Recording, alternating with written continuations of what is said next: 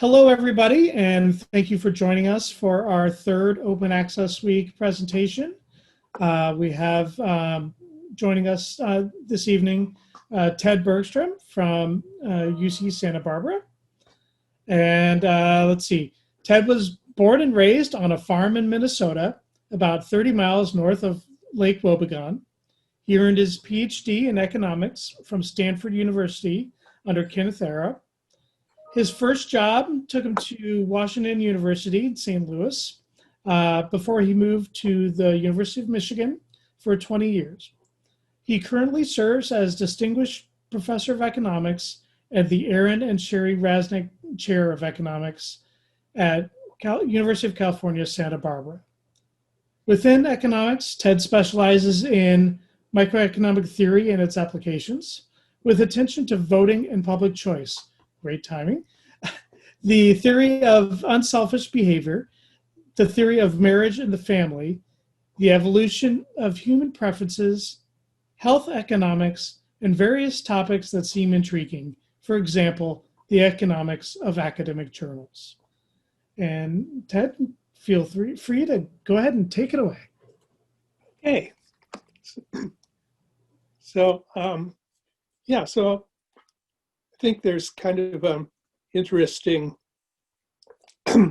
duality between reading and being read.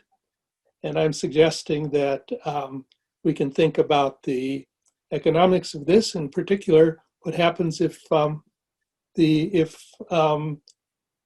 prestige is under the control of monopolists. So here I have our scholars gathering wisdom and seeking laurels, and guess who's running away with the money? Well, we'll start by just reminding ourselves about the subscription model for academic journals. So right now I have more statistic for Elsevier, so I'll talk about Elsevier, but these things are roughly the same story for Springer and Wiley and so on. So Elsevier reports what their total revenue is from subscriptions, and they also report how many articles they publish per year. And if you divide one by the other, you will find out that they're collecting about $5,500 per article in total for subscriptions. And almost all of this, of course, comes from universities. They report profits of about 40% of sales revenue. That's remarkably high as compared to almost anybody else. In fact, let's see, I've forgotten Apple's. Apple, you would think has monopoly power. You'd think it'd be making a big percentage of revenue. Well, yeah, its profits are a big percentage of revenue, but they're like 20%, not 40%. So, of course, to an outsider who hasn't ever heard of this, it's really curious. So the articles get written by university people and refereed by university people, and the authors and the referees are either not paid at all or paid almost nothing. So nothing by the publisher, that is. Of course, the universities reward them for doing research, and in fact, to make your salary, to up your salary, you better be doing some research, and the universities will pay for it. So the universities are paying you to do research and to publish in these journals, and then they buy the subscriptions back from the publishers. So you might know, how can this work? So you ask, why do universities subscribe to expensive journals? Well, because some of the best scholars are writing their papers in them, and their best papers are there. Why do really good scholars write for commercial journals and give the publisher the copyright? It's because publishing in these journals gives them prestige, and prestige will give them higher salaries. And the publisher demands copyright as the price of publishing. Well, the author's happy to do that because, of course, the value of a prestigious paper is very high. So why are these journals giving prestige? Because in the past, they've had able authors publishing in them. So it's kind of a circle, isn't it? We're a little trap. So saying it another way, universities, if they're going to attract tuition-paying students, they better have good reputations for research. And to get high-quality faculty, they better give these researchers access to what's done at other universities. And since publishers own the copyright, in order to get access, you have to subscribe to the prestigious journals. So there we are. That's that's the story with subscription-based journals. Now, we might then consider an alternative, which is the notion of open access publications. Here, of course, the publisher's role, well, he manages the reviewing process, probably paying some editor something, and then puts the accepted articles online for free and collects an author pay processing charge for the accepted articles.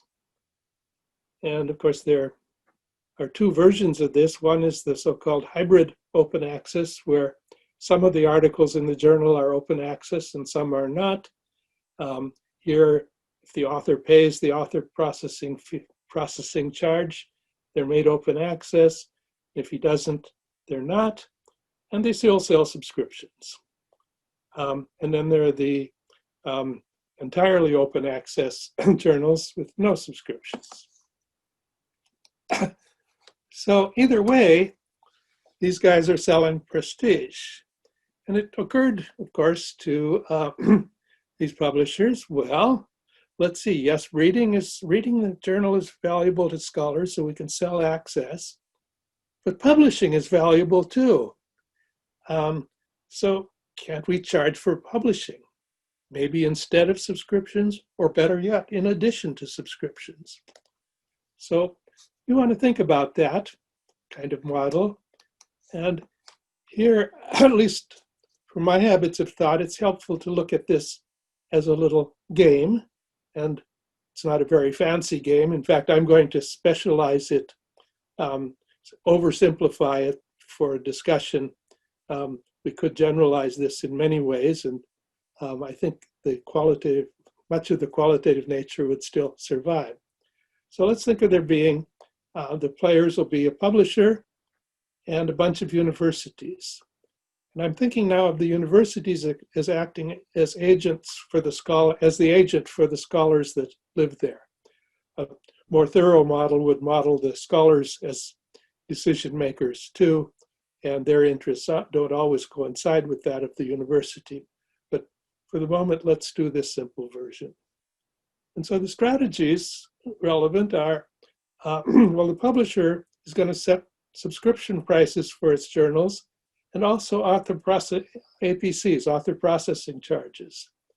And the universities, well, they have to choose whether to buy or not buy, whether to buy subscriptions and whether to pay to make their papers open access. So let's think about the version of the hybrid model where the publisher sells subscriptions that have some open access articles and some are not open access. And suppose the publisher sets a price for subscriptions and sets a price per article for making it open access. And now we're going to make life easy for ourselves by assuming the universities are identical this time. In fact, of course, they are not, and there are some interesting things that happen when they're not, in particular, but just for kind of fixing our ideas, I think it's helpful to simplify, to look at a really simple version and see what's going on. So we've got some number of universities, and let's suppose that the value to any university of access to the articles in a journal is R, and the value to the university of having one of its scholars' articles in this journal is V. So now I'm going to do a little algebra. And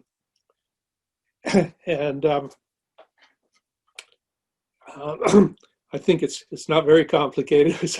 So I'm going to imagine that the publisher knows R and V. That is, he knows what it's worth to the university to have a subscription, and he knows what it's worth to the university to have one of its articles made open access. That's of course not true. That's not exactly true, and very interesting things follow from it. But in fact, as in my special example I was posing here, the universities are all the same. So in fact, it wouldn't be very hard to learn this. But of course, universities are not all the same, and their values for access and their values for being published are different. As we know from their experience with the big deals, publishers know a great deal about the willingness to pay for reading. Why do they know that? Because they did this clever thing before back in the days of paper subscriptions. They knew how much each university was subscribing to, how many journals it was subscribing to, and so on. And they could use that to make a pretty good estimate of what the university would be willing to pay for access to the whole bundle. And of course, they don't do that perfectly. They're pretty good at it. And so they're able to set their price pretty close to your willingness to pay. So you have to kind of wonder, is it really worth it? Anyway, we'll suppose in this simple story that they do know, and they'll set their price. Well, let's just start with, they're setting both prices just a little bit below the willingness to pay. So now, a curious thing happens right here. There actually are two different equilibria that are possible in this circumstance. One would be where everybody subscribes. Well, if everybody subscribes, it's not worth anything to pay. It's not worth paying anything for open access. Why would you pay for open access if everybody subscribes? Well, the truth is, you pay a little bit because there are some people that are not at universities. But basically, it's not worth very much to be open access if everybody's got a subscription. And so if nobody is going open access, everybody's willing to pay the price for a subscription. There's another equilibrium where nobody subscribes. Okay, if nobody subscribes, then the only way your papers are going to be read are if they're open access. And so everybody would want to be open access. Well, if everybody's open access, nobody's going to want to subscribe. If all the papers are available anyway, you're not going to pay any money for a subscription. So each of those are in equilibrium. But, in fact, we might think about which of these equilibria would be better for the publisher. Well, in the subscription equilibrium, we got the revenue is going to be, you collect the willingness to pay for reading from every university. And so there's your revenue, number of universities times what each one's willing to pay.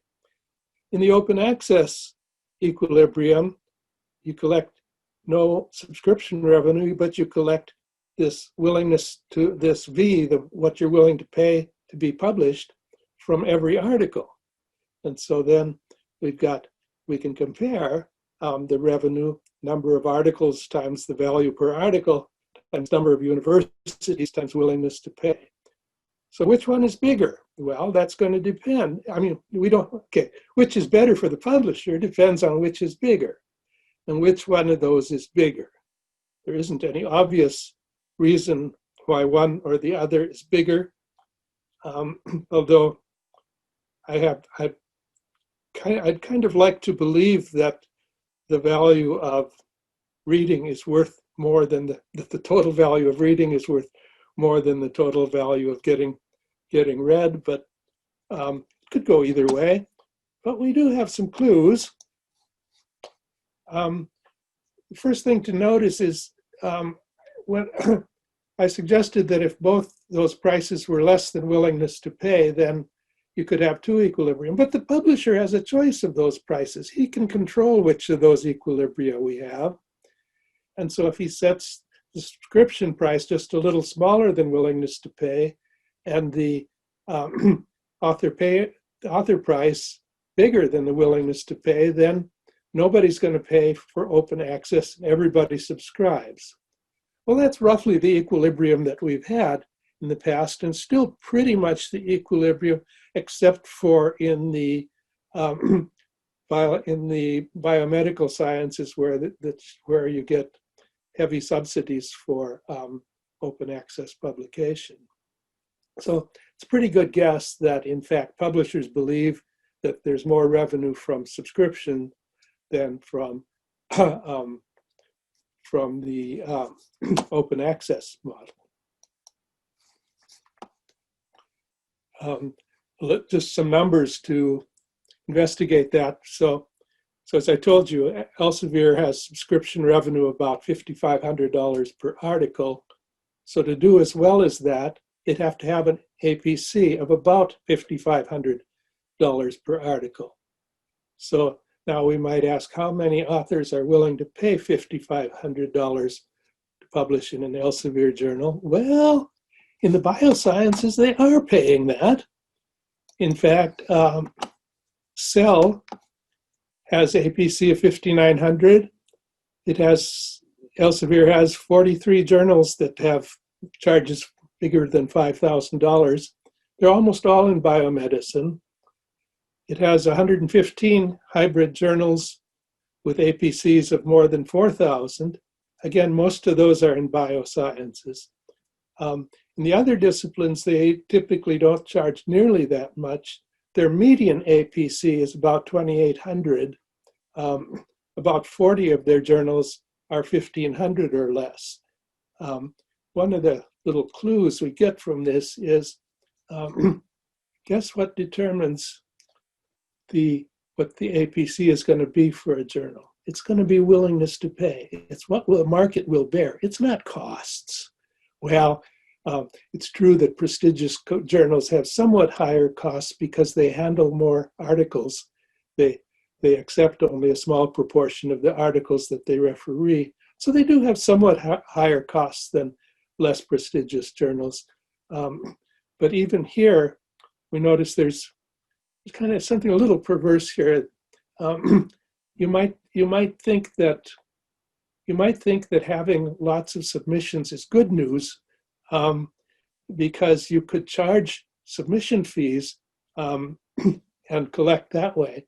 For some reason, they choose not to charge submission fees, but charge very high prices for the articles they accept. It's always puzzled me that journals choose to make you pay if they really want your services and let you go free if they don't want your paper. It seems to me that's kind of backwards. But anyway, I think it's a pretty good bet that true costs of running a open access journal, even a quite prestigious one, is closer to 3,000 than to 6,000, or close to 5,500. Anyway, I want to talk about what has recently been hyped as transformative agreements, these read and publish deals, or sometimes publish and read, which translated from academic speak means the university or the consortium signs a big deal with the publisher that includes reading access to all of the publisher's journals and open access for articles written by scholars at the universities in the consortium. Notice, by the way, that part of these transformative agreements always involve buying into their big deal, buying the whole package of the publisher's journals. So some examples now are the German consortium Project Deal has made such agreements with Springer and with Wiley. The University of California has proudly announced it's made such a deal with Springer. The consortia in Norway, Sweden, Finland, Hungary, maybe some other countries have made such deals with Springer, Wiley, and Elsevier. Kind of interesting to see that so far Elsevier has not come to terms with UC, and I believe not yet with the Germans. I think one of the things to notice here, it reminds me of the bad joke about the guy says to a girl, would you sleep with me for $1 million? She says, oh, yeah, I guess so. And he says, well, now we've settled the principle, let's consider the price. Anyway, in this, so evidently, Elsevier is willing to make some of these deals and still hasn't come to terms about what the price should be with Elsevier or with the UC or with the Germans. Well, let's look a little more closely. What do these agreements cost, these project transformations? Well, I've been looking at press releases, and they're all written in the weasel language. And the discussions are by them, well, yeah, press releases, of course, by companies and by university bureaucracies are almost by definition written in weasel. But even the stories by journalists, I haven't come across any journalist that's really been curious or clever enough to investigate the details. So, in fact, what we don't know, for none of these have I been able to find out what's the expected total spending, or even the details of how the costs work. You can find some little snippets of facts. There are assertions that the expenditures are not much different from what was spending before, but I haven't seen numbers. There are numbers offered about, for some reason, let's see, I think it's with the Germans or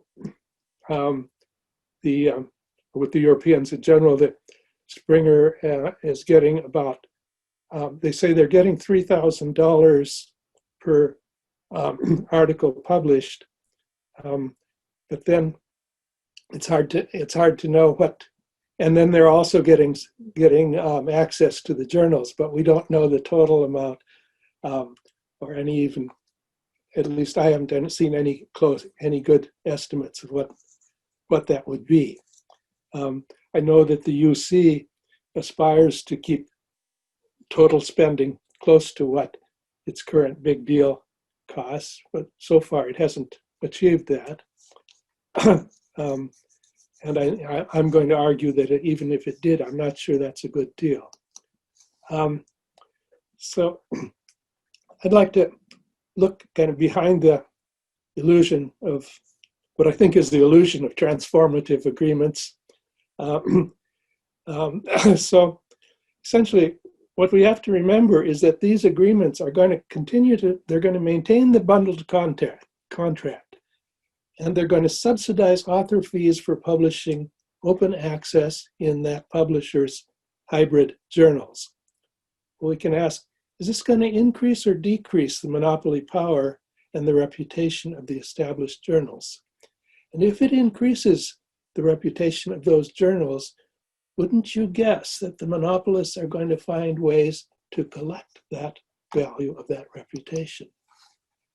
I'm going to monkey here a little bit with another, just a bit of algebra. That at least it was something that puzzled me, so I kind of wrote it out. I wanted to think about what would we expect when I was thinking about the UC making its bargains with Elsevier. What would we expect Elsevier to be willing to buy into? So I'm going to write this model. So a consortium. Suppose, in fact, a consortium has the authors there provide the share S of all articles published by a publisher, and its subscription payments are about the same fraction of the publisher's subscription revenue. So in the case of the University of California, evidently the UC authors provide about 10% of all of the published articles. And I suspect, I should have checked this, I don't know why I haven't checked that. The UC's revenue from the UC is about 10% of total revenue. I think that's not true. It's less than 10%. I should make some correction, but let's go with this little story. So in the read and publish agreement, the university would have access to all of the publisher's journals to read them, and everything written by a university author would be made open access. So how much would the consortium have to pay? Okay, so let's suppose that the publisher's total subscription revenue is R, and then the fraction S of that comes from, say, let's talk about the University of California then. So the fraction 10% comes from the University of California. So 90% of the revenue comes from institutions other than the University of California. Now, if they make the agreement, then the fraction 10% of content in the publisher's journal is now freely available. So the value of subscriptions to those guys outside of the UC falls by about 10%, because now 10% of the stuff is freely available. So the total decrease in value to the other subscriptions is 10% of what they were paying before. And so that's 10% times 90% times what their revenue was before.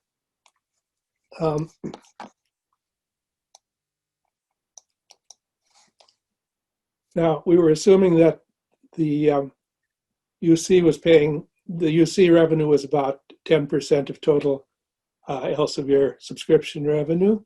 So if the revenue from other universities falls by this amount, then the publisher will be as well off with the old deal as well off with the new deal as with the old, if in fact the revenue from the revenue it gets from the UC plus the revenue it gets from the outside other places is as big as and the arithmetic's two minus s times its revenue. It's say if the UC is 10%, it's 1.9 times what the consortium is currently paying. If you were really little, it would be essentially twice what you're currently paying for this deal. So my claim is that if in fact the other universities discounted what they're willing to pay by the amount that was now made available for free, Elsevier would have to demand about 1.9 times the total amount it's currently collecting from the UC. Now, I think they'll settle for a lot less. Everybody does. And it's interesting to think about the reasons why Elsevier, why you wouldn't have to double your payment or increase it by 1.9 to get Elsevier to buy in. So part of it is that, of course, if the UC papers go open access, the other universities, other institutions are committed to long-term contracts, and they can't right away lower the price until those expire. So it'd be a while before that cut in revenue would show up.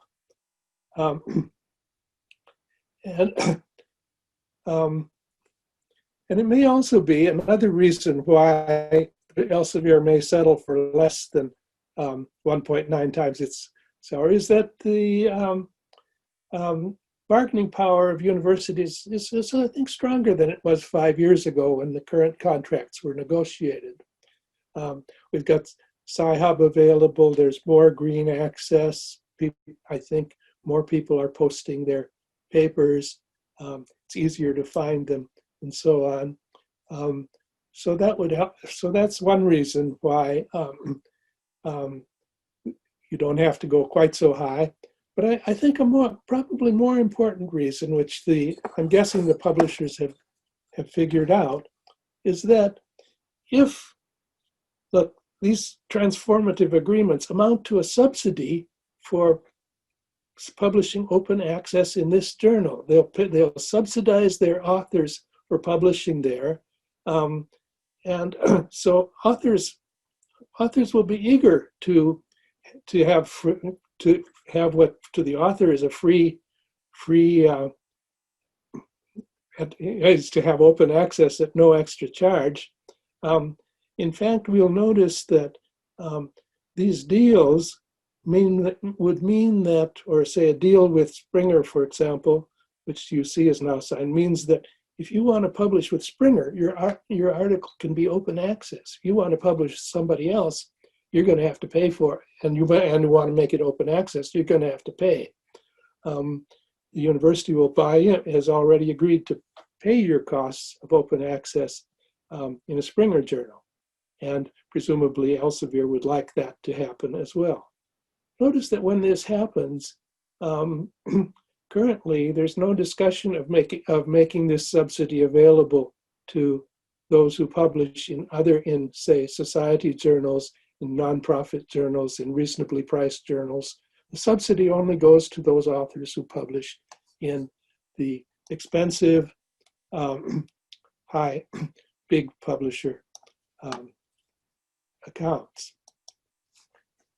So I have some thoughts about the pros and cons then of these read and publish transformative agreements.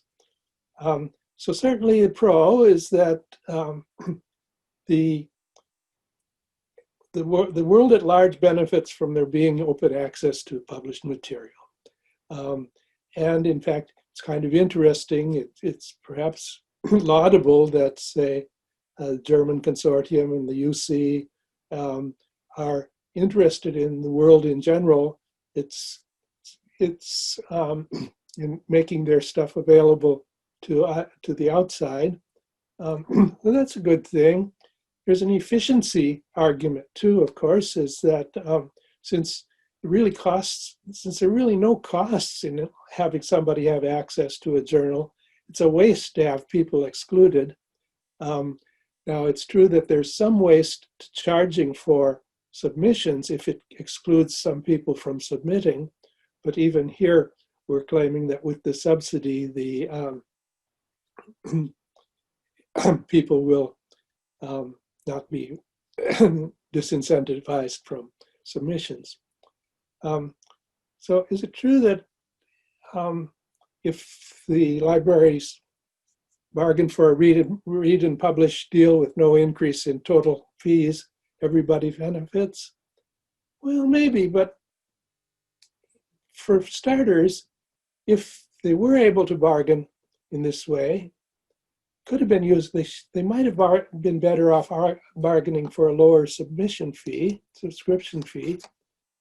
But I think there is kind of what I think a interesting case against read and publish deals. And so essentially these will increase the prestige of the established journals, the value of those monopolies that you have from your historical prestige. And moreover, they commit to buying the publisher's entire bundle, which means that the publisher's second-rate and third-rate journals are included and have an advantage over potential entrants. And so they're going to reduce, moreover, they're subsidizing open access publication in the established journals, but not doing it in upstart journals or the nonprofits. So I think what the net effect is to increase the prestige of the established journals of these big publishers. That increases their monopoly value, and don't be surprised when they come to collect. I think another thing is that these deals, by their very complexity, reduce attention to price competition.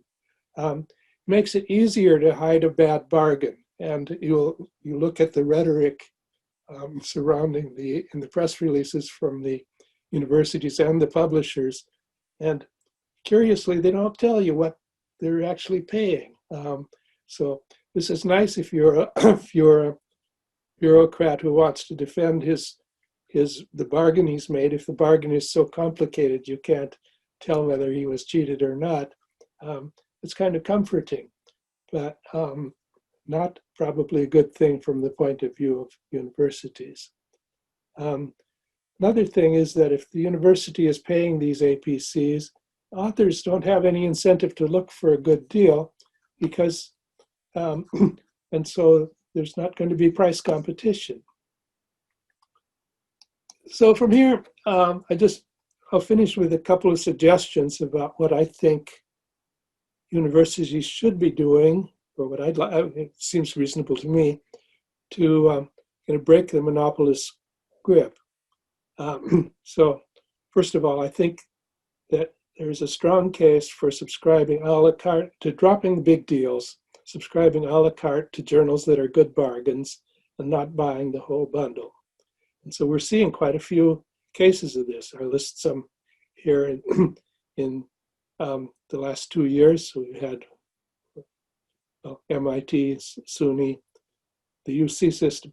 UC system is kind of curious. The UC has so far with Elsevier, the UC has not gone to going a la carte. They've gone cold turkey and don't subscribe to any Elsevier journals. Presumably they're thinking we're going to do this until we get a big deal.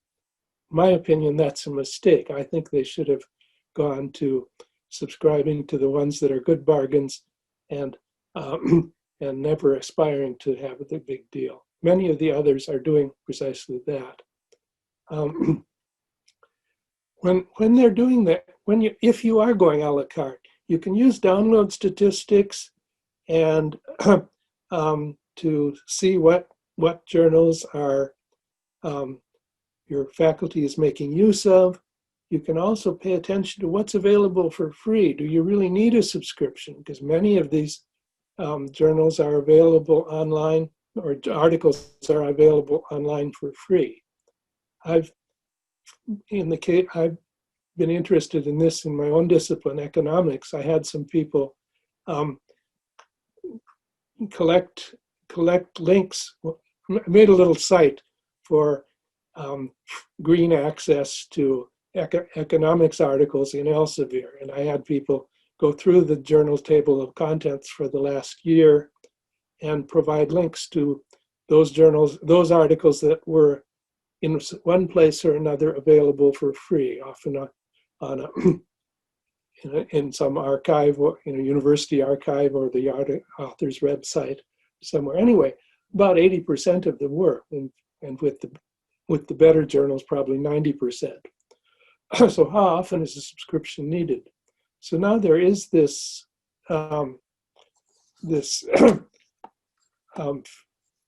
organization, Unpaywall, which has a link here that works precisely that way. You can click on an article and you can find out where there's a copy of it available for free, if it is.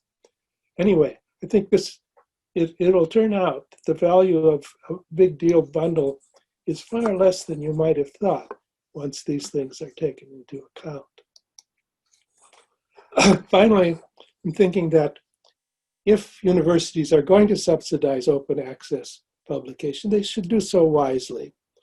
And so one thing I would suggest is to put a cap on the amount to be paid so that the authors have some incentives to price shop.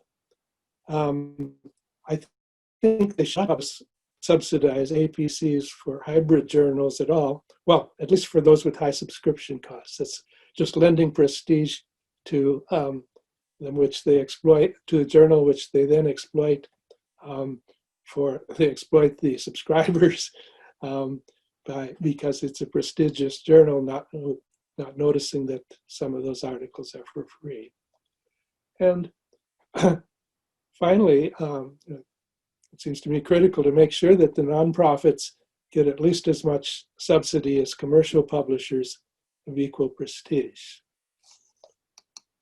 So that's what I have to say.